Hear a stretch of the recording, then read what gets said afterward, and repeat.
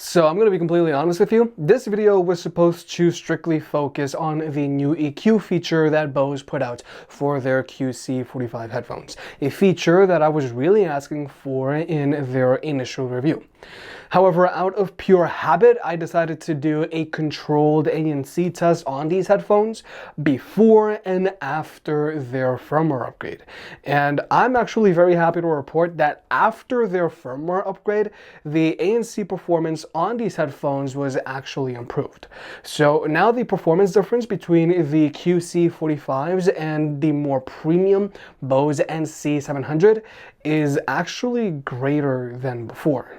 Now first, let's get the simple stuff out of the way, and that's this new EQ feature on these headphones. Now, just like the NC700s, you can easily find this feature on the home page, and you've got a few different EQ settings to choose from, or you can make your own. Now, in general, Bose's headphones are meant for people who like a more neutral or vocals-focused EQ. They have fairly good instrument separation and they sound fairly open as well. However, the bass on these headphones will not physically rattle your head. Their bass is mostly on the audible side. So some people will confuse these headphones as for sounding flat, but they actually aren't. You're just not gonna get that thump in your bass. Now, if you were to go into these headphones EQ setting and raise the bass, you're going to hear more bass, but these headphones won't actually physically rattle your head, even if you were to crank them up to 10. And just being completely honest with you, if you were to raise the bass on these headphones up to 10, they do start to sound rather shallow. And personally for me, I don't like to raise the bass on these headphones past 6, and I think these headphones sound best when their bass is set to 3 and everything else is left the same. So overall, I think it's great to know that the QC45s now have an adjustable EQ, just like the NC700s, because now you can customize your sound to your liking. However, these headphones are still meant for someone who likes a more neutral or vocals-focused EQ. Because even if you were to raise the bass up on these headphones, they still aren't going to physically rattle your head.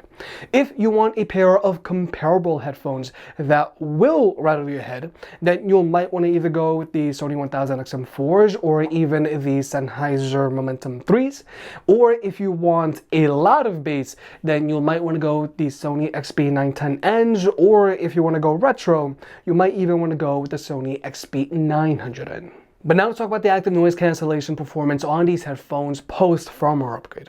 Now, the reason why I do this is because a few years ago, when the NC700s first came out, Bose put out a firmware upgrade for their QC35 headphones, which did reduce their ANC performance. Now, Bose denied that they did such a thing, but I did find a performance difference, and so did a lot of other people out there. But today, I am actually very happy to report the opposite. So now we're just going to jump into the ANC test. Now just keep in mind, this ANC test is performed in a controlled environment, and these headphones are all blocking out the same audio samples.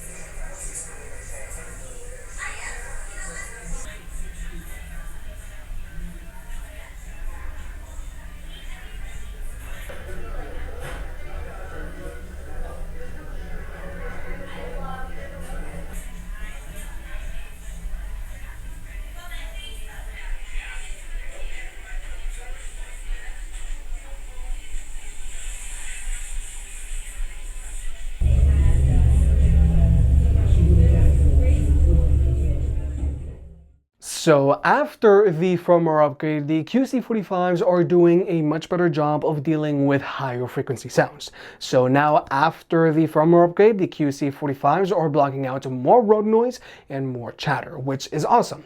And even before the firmware upgrade, the QC45s were blocking out more noise than the NC700s. But now after the firmware upgrade, this performance delta between these two headphones is now even greater. However, even though the QC45s are blocking out more noise than the NC700s than they were before, they're doing so with more cabin pressure. So if you're someone that's sensitive to cabin pressure like I am, you still might want to go with the NC700s. Now, even though the QC45s have more cabin pressure than the NC700s, I didn't notice a cabin pressure change pre and post firmware upgrade, which is good.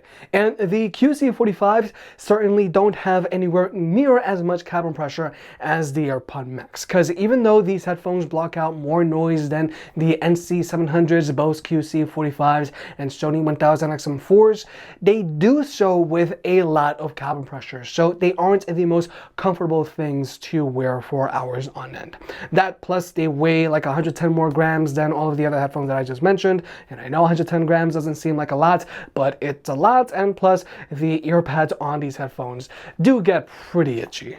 But overall, if you already have the Bose QC45s, then I say that it's very important that you go and upgrade to the latest firmware version, because you're going to get that adjustable EQ, but more importantly, your active noise cancellation is going to improve. And if you're thinking about picking up the Bose QC45s, I say go ahead and pick them up because they just got a little better. However, Bose still has two very important features to add to these headphones. First of which is being able to use these headphones with their active noise cancellation completely turned off. And the second feature is being able to adjust how much ambient noise these headphones let in, just like how the NC700s and a lot of other headphones out there that have an ambient mode allow you to do. And in general, I'm very curious to see what Bose has in store for the NC700s Gen 2. Because right now, after this firmware upgrade, I actually prefer the QC45s over the NC700s. If you made it this far, I guess you enjoyed the video, so hit the like button and get subscribed. If you want to pick any of the products up, they'll be linked down below. And if you want to further support the channel, check out the merch. I made some shirts and hoodies that look and feel great. And you know, I can be very particular, so I'll only slap my name on something that I'm really proud of.